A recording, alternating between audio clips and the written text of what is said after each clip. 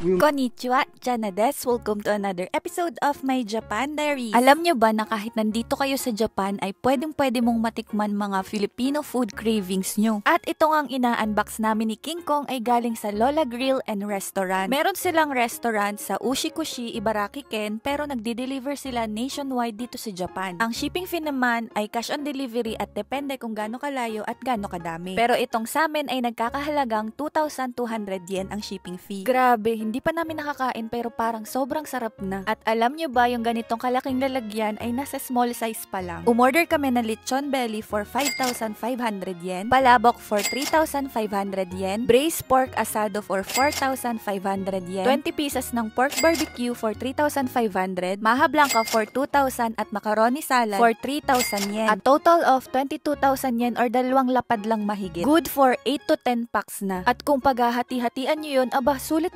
na hindi pa kayo pagod. Nalungkot nga ako kasi nakailang party na kami ngayon lang namin to na-discover. Pero yung Lola Grill and Restaurant ay mag-iisang taon na sa April 13. Na-curious nga ako at inalam ko kung sinong may-ari ng restaurant. Siya ay si Miss Richelle Hirota, 18 years nang nakatira dito sa Japan. Ang main goal daw talaga niya ay maipakilala ang Filipino foods dito sa Japan. Kung makikita nyo nga din yung itsura ng restaurant nila ay napakaganda talaga ng ambience. Pwedeng ipagmalaki kahit sa mga Japanese. Balita ko din meron silang dalawang Filipino professional chefs, kaya naman lasang-lasang Pinoy talaga. Pwede din daw mag-held ng event dun sa kanila basta magpapabook lang ahead of time. They can accommodate 60 persons at a time at open sila every Tuesday hanggang Sunday from 11 AM up to 3 PM and then pahinga lang daw sila ng 2 hours, open na ulit sila ng 5 PM up to 10 PM at pwede nang mag-karaoke. Naku, kung malapit lang talaga kami ni King Kong, baka lagi kaming nandyan.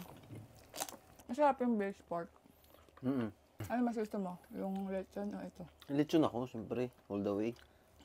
Lambot. Mas gusto ko to. Parang handaan talaga. Let's try Gawan mo ako. Palabok. Daming itlog, tsaka Touch of lemon. Chicharon, pang toppings. Kami lang naman to. Of course, pag may palabok ay mayroong lemon. Limon. Cheers.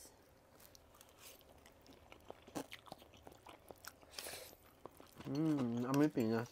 Amoy Pinas. Pero meron din silang spaghetti. Next naman namin itatry ay... Bakit lumiliit yung box? Ano yun? Next naman natin itatry ang maha blanca. Thank you. Uy! Cheers! Kainis! Alam ko baka pa yung ghost to. Cheers. Uy, masarap. Uwi ka rin. Masarap. At dahil dyan, bawas na talaga to. Macaroni salad. Masarap yung macaroni kasi mild lang.